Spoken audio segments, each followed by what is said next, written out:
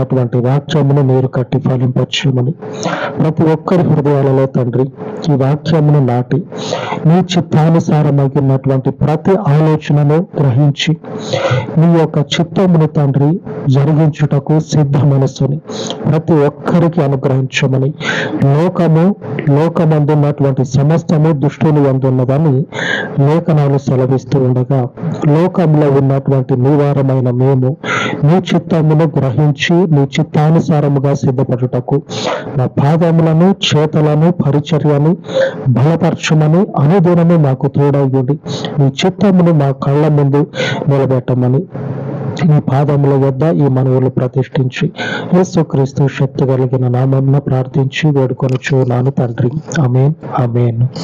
మన పరిశుద్ధుని కృప నిత్యము మనకు తోడయ్యుండి మనలను నడిపించును గాక. ఆమేన్ ఆమేన్.